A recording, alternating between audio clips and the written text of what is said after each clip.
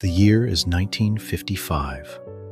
You push open a glass door, grab a metal cart, and step into a building that, at the time, felt like a vision of the future.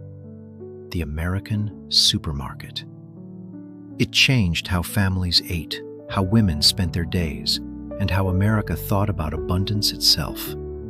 And it looked nothing like what you walk into today. Before the 1950s, most Americans bought food from multiple small stores, a butcher here, a baker there, a produce stand on the corner. The supermarket changed everything. One store, one trip, everything under one roof. Today we're going back inside those early stores, the way they looked, the way they smelled, and what they reveal about who Americans were trying to become. The first thing you noticed walking into a 1950s supermarket was the space. These buildings were enormous by the standards of the era. Wide aisles, high ceilings, fluorescent lights, a technology so new that the bright, even glow actually felt exciting. The floor was linoleum, spotless, often in a black and white checkerboard pattern. Shopping carts were smaller than today's and made entirely of chrome-plated wire. The smell was distinctive. Fresh bread from the bakery section, the faint cold of the refrigerated cases, sawdust sometimes near the butcher counter. The shelves themselves told a story about American optimism. Canned goods dominated entire aisles.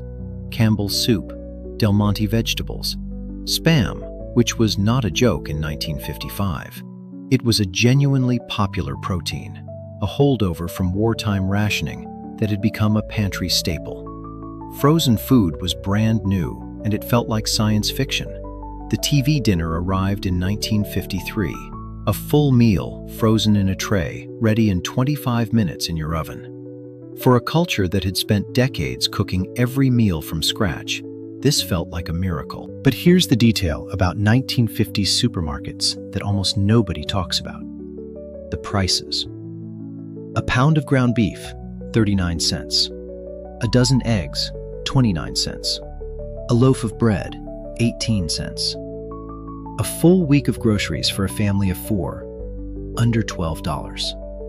$12. In today's money, that's roughly $130, which means, adjusted for inflation, feeding a family of 4 for a week cost less in 1955 than it does today. The butcher counter was the social center of the 1950s supermarket. Unlike today, where meat comes pre-packaged under plastic wrap, in 1955, you walked up to a counter staffed by a man in a white apron who knew exactly which cut you needed. He'd slice it fresh, wrap it in white paper, tie it with string, and hand it over the counter with a, "Have a good evening." Checkout was different too. No barcodes, no scanners.